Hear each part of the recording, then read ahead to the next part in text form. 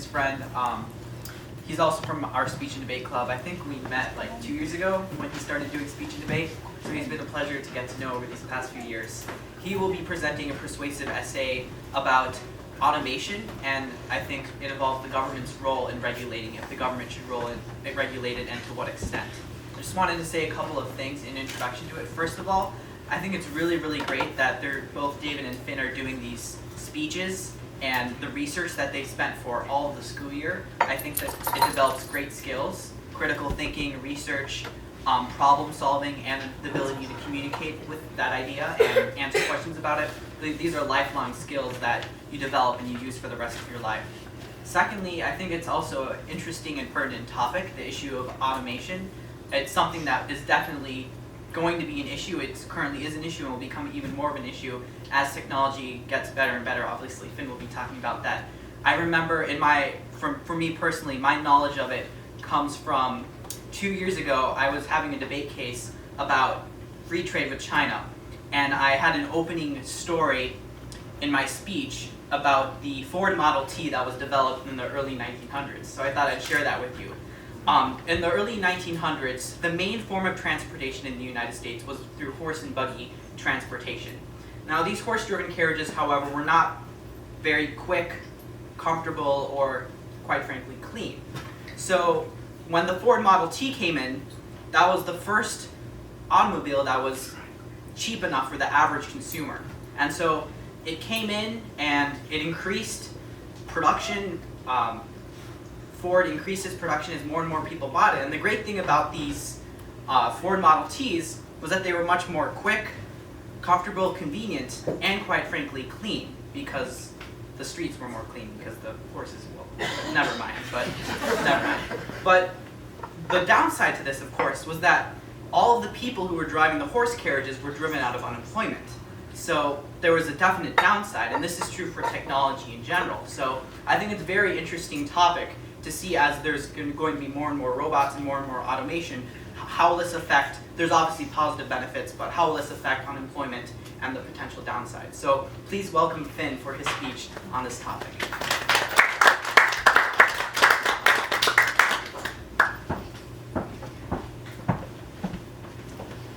Hello. Well, first of all, I'd like to thank you all coming out for today. And specifically, thank you for the honored guests who are here, who are going to ask me questions and stuff. And thank you for everyone else who's decided to come out and watch as well. I really appreciate it. And especially thank you for the Andersons for hosting us today. I think that my mom and I can definitely say that we appreciate you guys doing that. So with that, I'm going to get started in my speech. About a year ago, I was obsessed with Ben Shapiro. Now, if you don't know who Ben Shapiro is, he's a pretty well-known conservative speaker who's famous for melting college snowflakes and crushing people in debates. So last year I was watching some of these debates, and I stumbled across a video about him debating or having a discussion with another speaker on the topic of automation. He was talking with Tucker Carlson, another well-known Republican speaker. Tucker Carlson was for regulating automation for the purpose of protecting jobs, and Ben Shapiro was against regulation. Now, as I watched this video, I saw something that I don't think I've ever seen before. Ben Shapiro was losing the debate. That's right, you heard me correctly. Ben Shapiro was losing a debate. Now, after watching this video, getting over the shock of watching my conservative idol get destroyed in an argument, I decided to do some of my own private research and on this issue of automation and regulation. And I realized that there was actually a lot of evidence for both sides, both for and against regulation. When it came time last year for me to pick a thesis topic about what I'm going to study over the next year and decide to write a thesis about, this is the topic that I chose: whether or not the government should intervene in the upcoming age of automation. Over the past year, I've conducted my own research.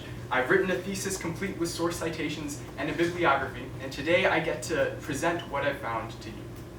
Let me start by telling an interesting story about a law that the state of Oregon recently abolished. On January 1st, 2018, the state of Oregon ended its age-old ban on self-service gas stations. Since the year 1951, the state of Oregon had maintained a law which made it illegal for people to pump their own gas. Now, I know for you and me this may sound ridiculous, but the original rationale behind the ban was pretty simple. Self-service gas stations eliminate the need for human labor. And so, logically, self-service gas stations destroy jobs. But actually, although this law may have protected the jobs of gas station attendants, it also had many unintended consequences. The lack of self-service stations meant longer wait times and higher prices, with gas in Oregon consistently costing 30 cents more than the national average. All of these factors eventually contributed to the decision to eliminate the ban. This self-service gas stations are an example of how a job formerly done by a human can now be done by a machine. This is an example of automation. Actually, many people are in favor of regulating similar technologies which replace human labor in order to protect jobs. One study by Pew Research found that 85% of people are in favor of confining the automation only to those jobs which are dangerous for humans to perform. In other words, the vast majority of Americans think that regulating automation is a good idea. Opposition to automation is not something unique to the modern age. Ever since the Industrial Revolution, people have always had a fear of being replaced by their machines. Whether it was the Luddites smashing machinery in the early 1800s or labor unions protesting income inequality in the 21st century, people have always fought to combat this threat of automation. Many politicians and wealthy businessmen today believe that automation is a threat to society as we know it. Big names in the tech industry such as Bill Gates and Elon Musk have even suggested that the government needs to regulate automation in order to protect jobs in the future. Politicians like Barack Obama, Bernie Sanders, and Alexandria Ocasio-Cortez would agree. But before we can decide whether or not they're right, we have to first know what we're talking about. What exactly do I mean when I say the word automation? Automation is defined as, quote, the technique of making an apparatus, a process, or a system operate automatically, end quote. In other words, automation is what enables things to operate without human involvement. Some examples of automation in action would be mechanically operated assembly lines, self-checkout machines, and the automated voice recording that you hear when you call up your cell service provider. While instances of automation being used in the workforce are strewn across many different occupations and many different fields, the central thing which makes all automation automation is that it eliminates the need for human labor. Nobody today questions the fact that the state of automation in the United States and in the rest of the world is progressing dramatically. Just compare the technology of a few decades ago to the present day, and it becomes clear that this is the case. Online shopping, touchscreen phones, and universal access to the World Wide Web were all thought of as impossible before being achieved in the 21st century. This trend of innovation will likely continue into the future, with things like self-driving cars and even personal robot assistants becoming realities. Although everyone agrees that technology will continue to improve, not everyone agrees as to how that will affect jobs. Some see automation as an untapped resource, something that will benefit the economy and the American people. Others believe that the effects of automation will actually be very detrimental, and they argue that unemployment will skyrocket if automation is left unregulated. So the question remains, what should the United States do about the upcoming age of automation? There are two possibilities. The first option is government regulation. This intervention or regulation could take a variety of forms. Some advocate for directly taxing and even banning automation in certain industries for the purpose of protecting jobs. Others would take a less extreme approach, preferring to give compensation to people whose wages are permanently lost to automation through an expanded welfare program or a universal basic income. The second option is to let the economy adjust by itself. Many tend to favor less regulation, believing that automation will actually be beneficial to the American people. Which of these two policies is the best approach to automation? In this speech, I will be exploring this question.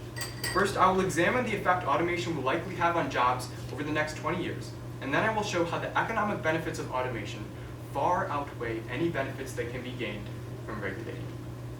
First, let's look at how automation will likely affect jobs.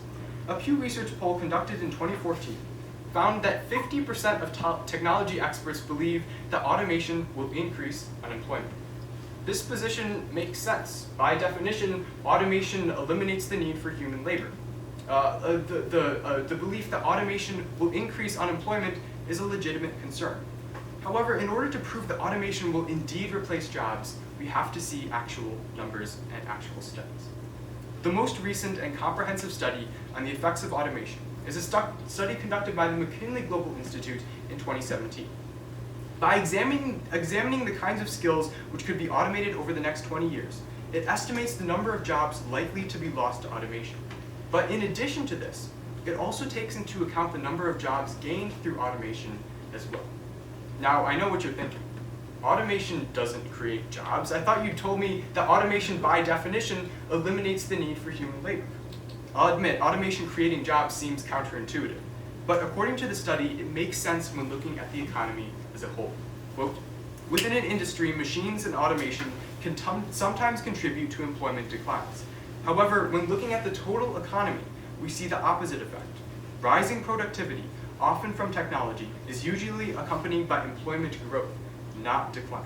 This is because automation raises productivity, which in turn increases the incomes of workers and/or shareholders. Higher incomes are spent creating demand for goods and services across the economy. End quote. Increased productivity equals a more vibrant economy, and a more vibrant economy equals more jobs. The McKinley Global Institute estimates that the number of jobs gained due to automation is significant enough to offset the number of jobs lost, as well as add an additional 15 million jobs to the US workforce.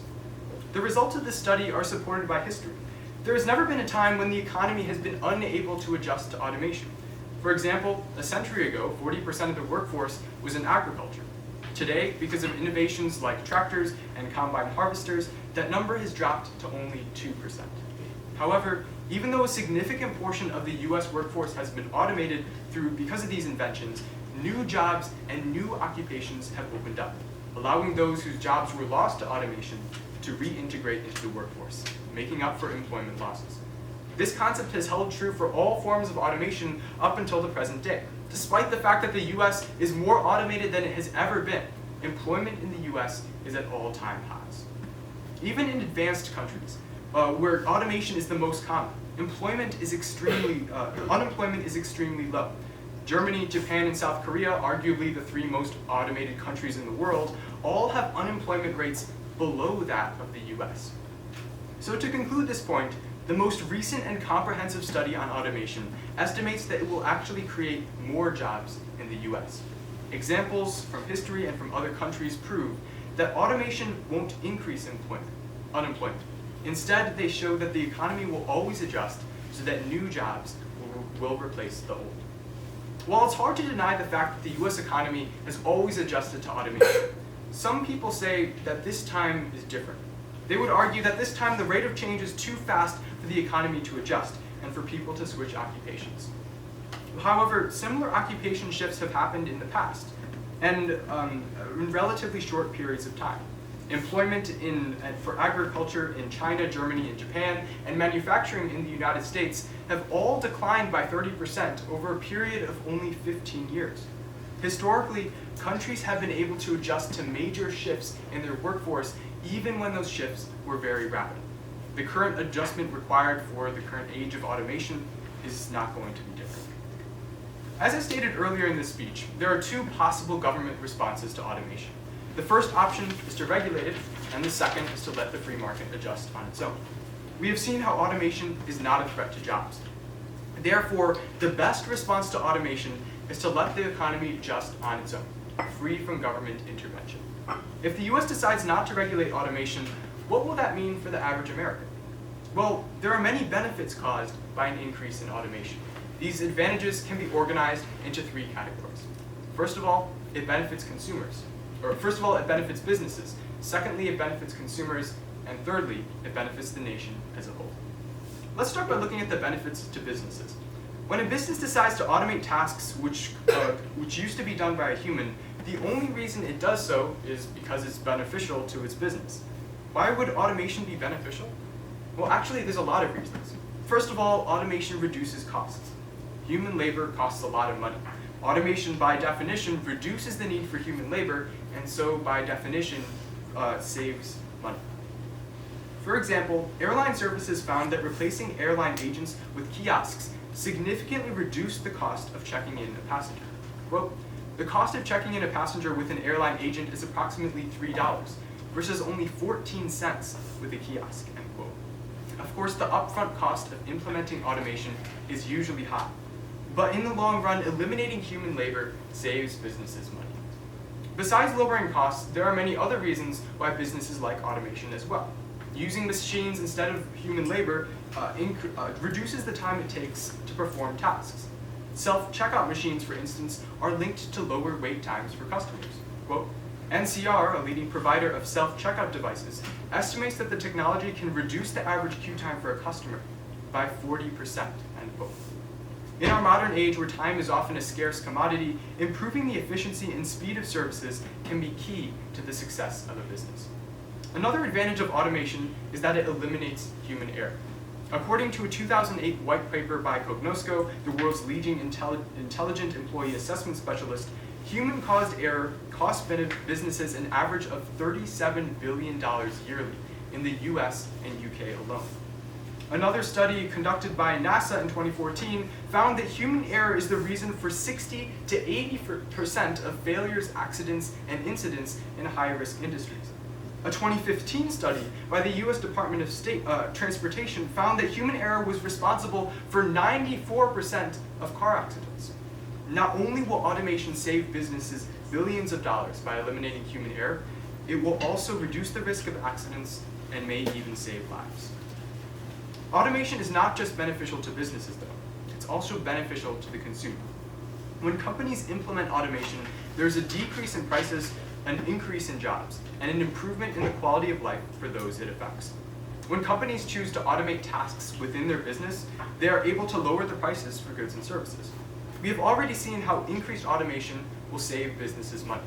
It would logically follow that this saved money will have trickle-down effects on prices. In America's capitalist economy, where businesses are constantly vying against each other to attract more consumers, companies which utilize automation will have an advantage. The money they save on labor costs would be used to make their businesses more desirable by increasing the quality and decreasing the price of their products. Better and cheaper goods and services will be beneficial to the consumer. Not only will automation lower the price for goods and services, it will also create more jobs. Earlier in this study, I looked at the results of the 2017 McKinsey Global Institute report titled Jobs Lost, Jobs Gained, to get an idea of how automation will affect jobs in the future. The study estimated that automation will add 15 million jobs to the US workforce. This will obviously benefit Americans. The last way in which automation will benefit the American people is by improving their quality of life. Besides the previously mentioned advantages of increasing jobs and reducing the cost of products, there are other ways in which automation improves the lives of Americans. Firstly, it increases free time. Over the past century, innovation caused by automation and other technology has reduced the average hours worked per week.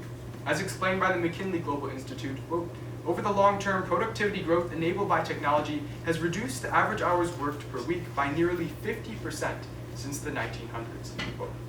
Since Americans can now earn more money working shorter hours than in the past, we can enjoy more leisure time and a higher quality of life.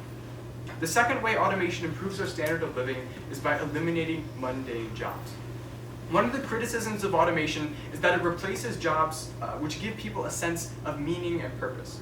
Nothing could be further from the truth. The kinds of jobs which are more susceptible to automation are predominantly jobs in predictable and repetitive environments. Conversely, the kinds of jobs which automation will create are jobs which are more engaging and meaningful to workers. Automation not only benefits American businesses and the American people, but it also benefits the economy as a whole. It is no coincidence that the most automated countries in the world are also the ones with the highest employment rates and the largest economies.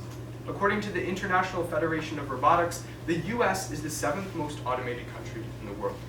In 3rd and 4th place, respectively, are the economic giants of Japan and Germany. Despite the fact that both of these countries have less than 4% of the land mass of the United States, they still are the 3rd and 4th largest economies in the world, just after China and the United States. The fact that these relatively small countries have GDPs in the trillions is impressive to say the least. Equally impressive is the fact that both of these countries have unemployment rates below that of the United States and most other countries. The correlation between automation and economic prosperity could not be made more clear than the example of Germany and Japan. In fact, studies show that implementing automation would increase the size of an economy.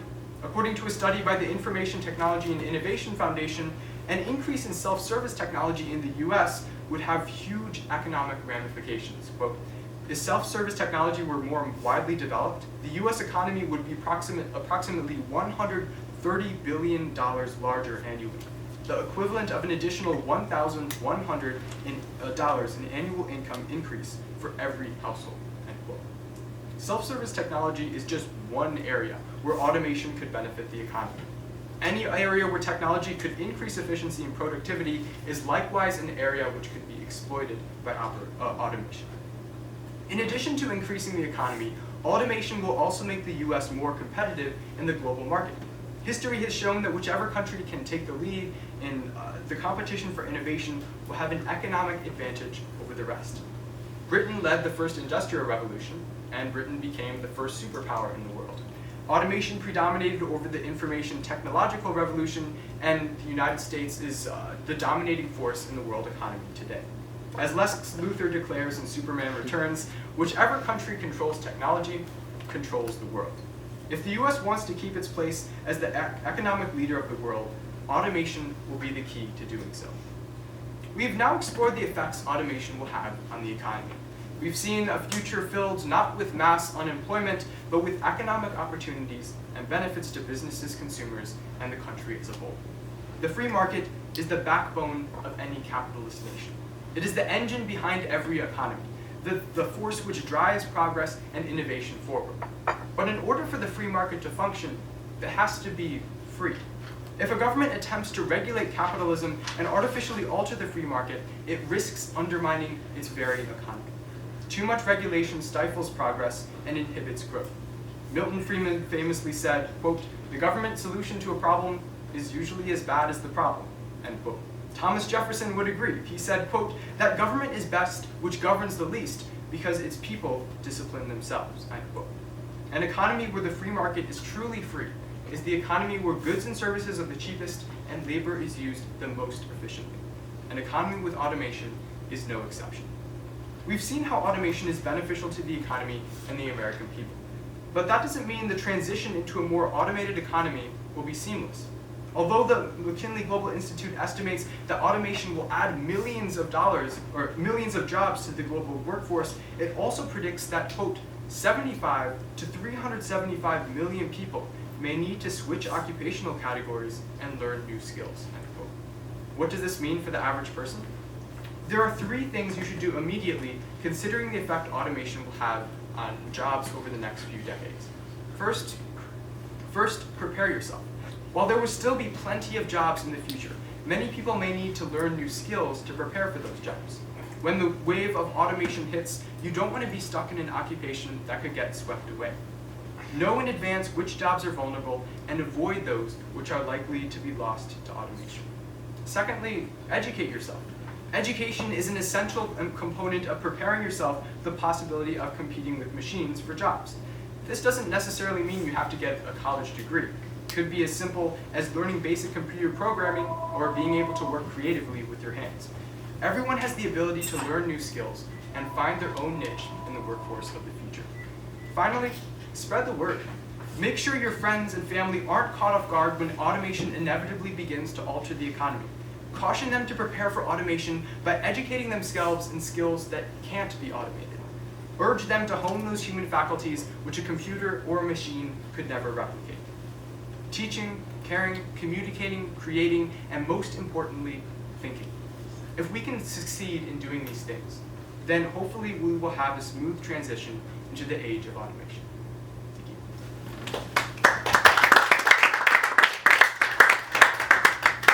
So I'm now ready for any questions that you guys would like to ask.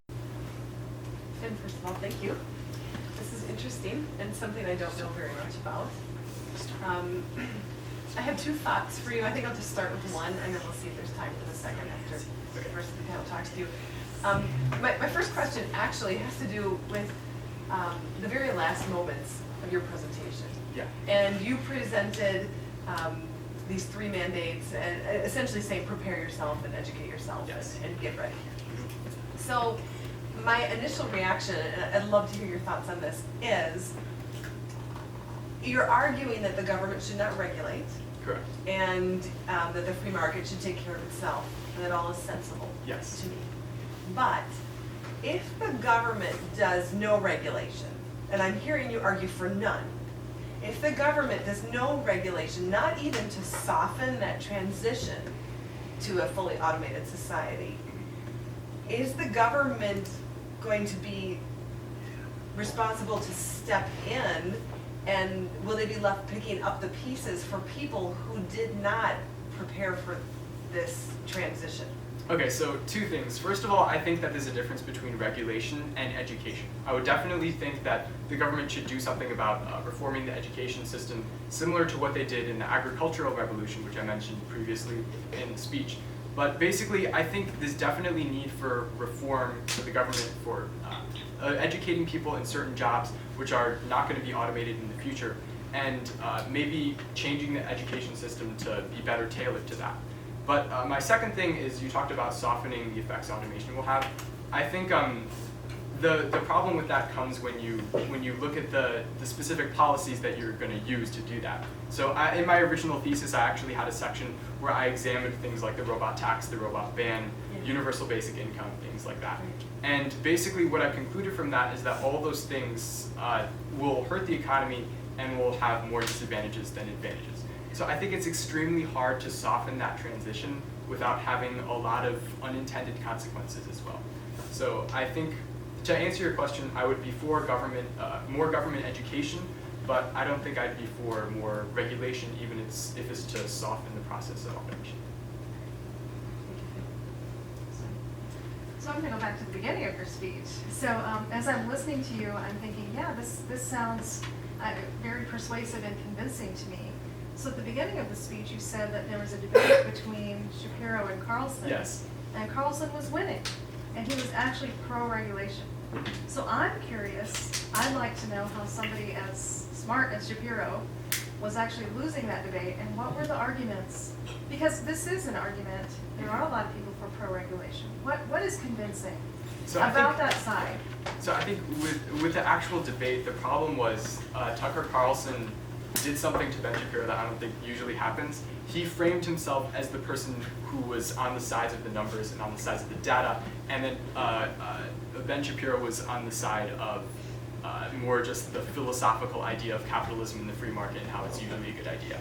So Tucker Carlson was basically saying, automation destroys jobs, you have to do something about it. Ben Shapiro was like, no, that's against the principles of the free market, and he didn't really have a lot of the numbers that he usually does in his back pocket. So I think if Ben Shapiro was more educated in the subject and like had some of these studies available, then he probably could have defended his position better. But I think that definitely if you look at this idea from the philosophical level, then I think there is an argument to be made for regulation just because it makes a lot of sense. But then if you look at the actual results of the policy, it's not a good idea. So I think that's the reason why Ben Shapiro, he didn't technically lose the debate, but it appeared that he lost the argument. For the record, Ben Shapiro is in Milwaukee tonight. Oh, really? Yeah, and I Awesome. actually had an invitation to hear him, and I chose to hear you instead. That is true. Wow. Thank you. So for what it's worth. Though I enjoy listening to him at times also. Yeah, he's a brilliant guy. He's an interesting guy to listen to. Certainly thoughtful. All right, a couple of questions. And one, I thought you did an excellent job. Thank you. I mean, that's very well done. I want to go back to, let me start with your first point, which is automation will increase employment. That it's not a negative as it relates to employment. And you use Germany, Korea, and Japan, and the United States as examples of that. Yes. And I think they're all good examples of it, but each one of those countries also has other demographic elements involved with it. Each one of them has actually a declining population. And because of that, unemployment is low. Yeah. And automation is encouraged because they actually need the automation to do the jobs that their decreasing population can't do. automation has not been as successful in India, Mexico, Central Africa, areas where there's a population increase and the weight of potential unemployment then is significant. So are you arguing for automation only within a particular capitalistic, free market, strong economy? Or would you say automation without regulation should be a global reality? Okay, so two responses. So first of all, I'm glad that you brought up that, because we have a phrase in speech and debate. We call it correlation does not equal causation. So basically, just the fact that these countries are very automated and the fact that they're also very big economies doesn't necessarily mean the two things. There's causation there. But at the very least, my point with that was that automation doesn't increase unemployment and doesn't increase economic decline. So I think like correlation does not equal causation unless there's other factors and other points that also point in that direction, such as the study I mentioned by the McKinley Global Institute. So that's the reason why I had those specific examples there. It's mostly just to show that automation doesn't increase unemployment. But my second response to that is you mentioned other countries such as India and less well-off countries. Actually, according to the McKinley Global Institute, these are the countries which are going to be most benefited from automation and will have the most increase in jobs due to automation because of that.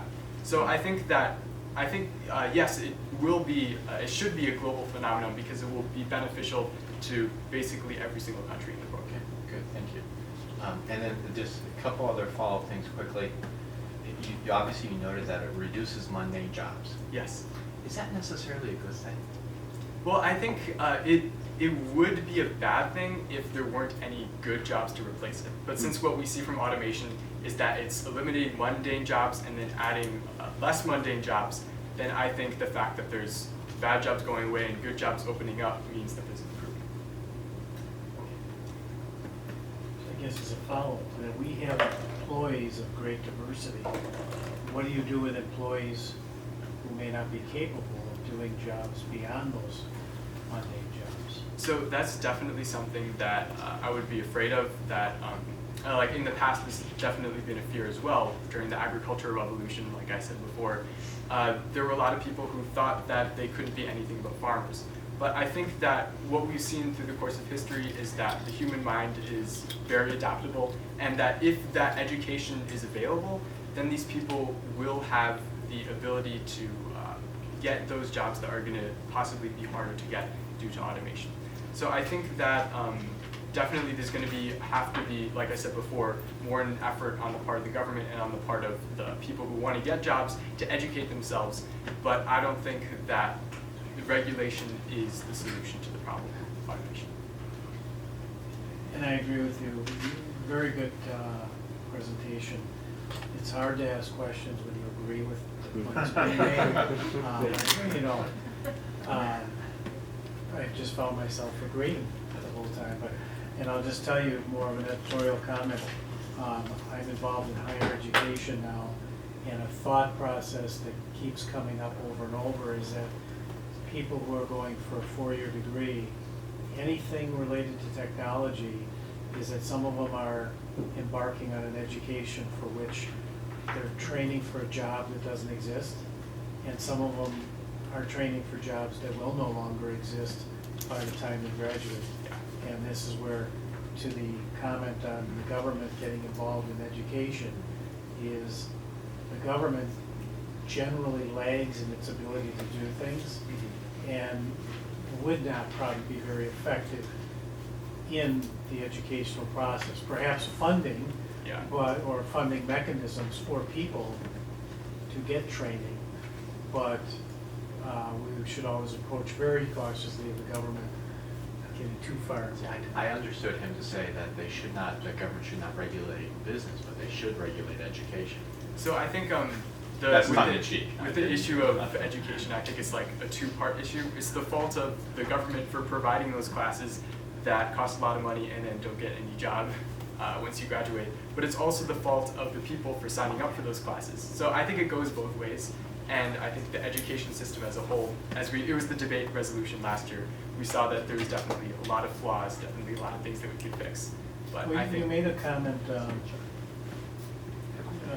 me see here. The rate of change is too fast for the economy to adjust. I would argue that, and I don't remember who made that statement or who you were quoting that, but I would argue that generationally, that comment has been made, and we have found it not to be true because of the resiliency of the workforce, is that people always say, oh, it's happening too fast. There's no way we can keep up, and yet we do.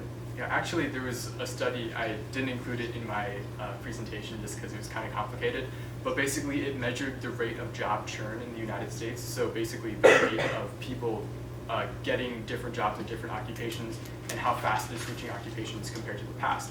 And what they concluded is that over the past 165 years of American history, the rate of job churn is at the lowest it's ever been. So if anything, the transition is slower than all of these other transitions I mentioned, and I think that the economy will be able to adjust.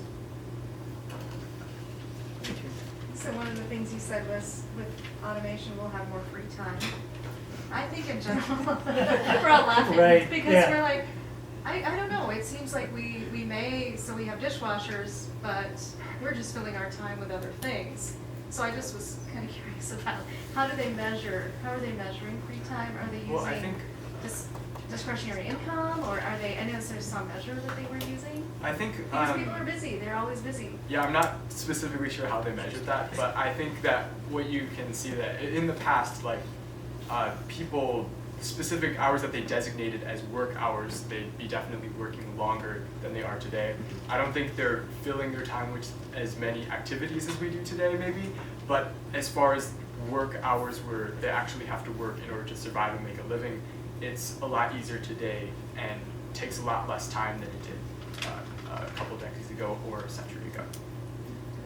Germany would be an example of that, where they're down to a 4-day work week, still robust economy, but really limiting the amount of time that is spent in the office, et cetera. The other metric I'm interested in is, did you make the point, as you said, that automation will result in lower costs and there'll be a trickle-down effect to consumers because costs will lower. Yet, obviously, historically, costs have not gotten lower, they're actually increasing. What metric what data supports that articulation? So I think, yeah, I was worried that comment would get some skepticism because there's a lot of people who say, oh, if the people on top are making more money, then that's not going to have a trickle-down effect on prices and the consumer. But I think, to your point, talking about prices have never increased in the past, I think that there's many other reasons for that, such as inflation, such as the fact that a lot of things today cost differently than they did in the past. And so I think that if you just look at economic prosperity and the amount of things that you can get for, let's say, a day of work, I think that there's definitely a lot more that you can do today than you could in the past. So I am not going to say that I fully believe in trickle-down economics, but I think that it's definitely a thing that does exist and does work to some extent. Much broader issue. Yes. Good.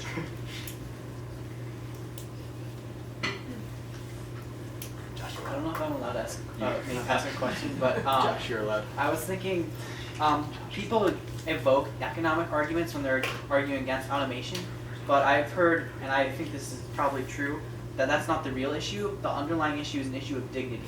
Basically, millions of people feel like they're no longer wanted, and for a lot of people, work brings them meaning and fulfillment in their lives. So I would just want your thoughts on that, and also, even if people can shift to another, get new skills, the problem is like to get technical education nowadays, it takes 8 years or around that, plus the psychological impact of losing a job and being forced to shift can be much more damaging than economically. It can take a psychological and social impact. So you can look at millions of manufacturing American men who are still haven't even returned to the workforce, whether it's from China or automation yet, simply because of that psychological effect. Okay, so first, to your point about human dignity, I think that's definitely an issue. Actually, what's interesting is the sample thesis that our Rhetoric teacher provided us was talking about how we should, I think it was talking about how we should regulate automation just for that reason, human dignity. But I think, personally, I believe that human dignity is an issue that shouldn't be addressed by the government. Like, I would say that Yes, it's kind of annoying when you call up your self-service provider and it's an automated person instead of someone who's actually there, and that kind of hurts my dignity. But I don't think it's the government's job to say that shouldn't be a thing because that's against human dignity, and it opens up a lot of other issues and stuff like that. So I think that definitely we should respect human dignity on the individual level, and I would argue for people possibly avoiding automation for that reason, but I don't think it's the government's job to mandate that people avoid automation. And then your second point was talking about the psychological impact of switching occupations. I think my response to that would just be that yes, there's definitely a psychological impact in change, and it's always shocking for us when things change, but change has happened in the past, and change has to happen. And in order for the economy to progress, in order for innovation to move forward, and in order for the scarce allocation of resources to be allocated the most effectively, the definition of economics, I think that we have to put aside those feelings of this is too big of a change and realize that change is something that happens. Going off of the idea of change, it's certainly the case that economies have changed on their entire nature. The United States is a perfect example of that. But I think you both would agree that the speed of that change was drawn over generations or at least many decades, whereas the speed of change happening today is much, much quicker. And so it would require in this modern scenario, people in the workforce acquiring skills at a much more quick rate. Is there anything that's different about the skills today that makes that change possible? Or are we talking about people who need to be trained at a generational level when the change is happening at a year-by-year level? So I think to answer your question, I think I actually would say that the change currently is much slower than it has been in the past. So I mentioned 3 different areas where occupations have dropped by 30% over a period of 15 years.